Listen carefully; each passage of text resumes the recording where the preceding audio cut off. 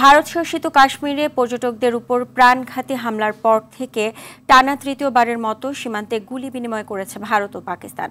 শনিবার মধ্যরাতে দুই দেশের সেনাবাহিনীর মধ্যে গুলি বিনিময় করতে দেখা যায়, তবে এত হতাহতের খবর পাওয়া যায়নি। এদিকে পেহেলগামে হামলার নিরপেক্ষ ও স্বচ্ছ তদন্তের দাবি করেছে পাকিস্তান।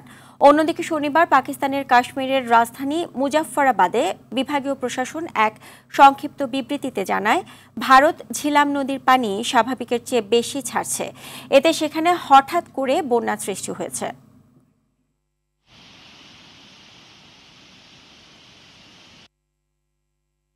দর্শক, এ বিষয়ে ভারত থেকে সবশেষ জানাচ্ছেন সহকর্মী পরমাশিস ঘোষ রায়।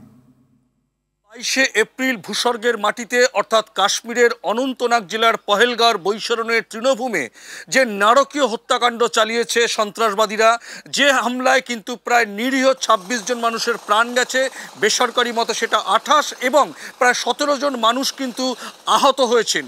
এর পরিপ্রেক্ষিতে কিন্তু গত 22 এপ্রিল থেকে আজ 27 এপ্রিল ভারতীয় সময় সকাল 11টা পর্যন্ত টানা কিন্তু প্রায় 72 ঘন্টা, প্রায় 4 দিন 5 দিন প্রায় অতিক্রান্ত হতে চলেছে। সেই জায়গায় দাঁড়িয়ে এই জঙ্গিদের খোঁজে কিন্তু সেনা তল্লাশি এখনও পর্যন্ত অব্যাহত, এবং ভারত এবং পাকিস্তানের বর্ডার লাইনে কিন্তু একেবারে যুদ্ধের তৎপরতা শুরু হয়েছে।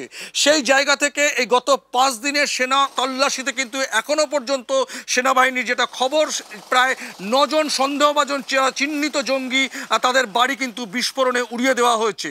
এবং গতকাল রাতে এই সন্ত্রাসবাদীরাই কিন্তু আবার সন্ত্রাসবাদী হামলায় একজন নিহত হয়েছেন, যে একজন সমাজবাদী, একজন সমাজকর্মী, যার বাড়ি হচ্ছে দক্ষিণ কাশ্মীরের কান্দিখাস এলাকায়, যার নাম হচ্ছে গুলাম রসুল মার। সেই সমাজকর্মীকে কিন্তু খুব কাছ থেকে তারা গুলি করে এবং স্থানীয় হাসপাতালে নিয়ে গেলে তিনি মৃত বলে ঘোষণা করা হয়।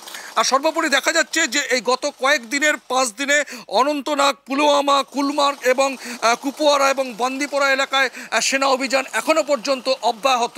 সেই জায়গা থেকে দাঁড়িয়ে গত পরশুদিন থেকেই কিন্তু ভারত পাকিস্তান বর্ডার লাইনে কিন্তু পাকিস্তানের ওপার থেকে গোলাগুলির শব্দ যখনই ছুটে আসছে, পাল্টা কিন্তু ভারতীয় সেনাবাহিনীও কিন্তু গোলাবারুদ ছুটছে। একেবারে সেনাবাহিনীর সমস্ত ছুটি যেমন বাতিল করা হয়েছে, ইতিমধ্যে কাশ্মীরের বিভিন্ন জায়গায় কিন্তু সেনা মোতায়েন ক্রমশ বাড়ানো হয়েছে এবং একেবারে যুদ্ধের প্রস্তুতি চলছে। সেনাবাহিনীর সমস্ত ছুটি যেমন বাতিল করা হয়েছে এবং সন্দেহভাজন প্রায় 2000 মানুষকে আটক করা হয়েছে। সেনাবাহিনীর তরফ থেকে 14 জন জঙ্গির কিন্তু ছবি ইতিমধ্যে প্রকাশ করা হয়েছে, যাদের মধ্যে এই 14 জনের মধ্যে 9 জনের বাড়ি কিন্তু ভারতীয় সেনাবাহিনী বিস্ফোরণে উড়িয়ে দিয়েছে। একেবারে প্রধানমন্ত্রী নরেন্দ্র মোদী ইতিমধ্যে জানিয়েছিলেন এই সন্ত্রাসবাদী হামলায় ভয়ানক প্রতিশোধ দেবে ভারতীয় সেনাবাহিনী, এবং সেই তারা কিন্তু কল্পনাও করতে পারবে না কি জাতীয় আঘাত আনবে ভারতীয় সেনা। জানাচ্ছিলেন পরমাশিস ঘোষ রায়।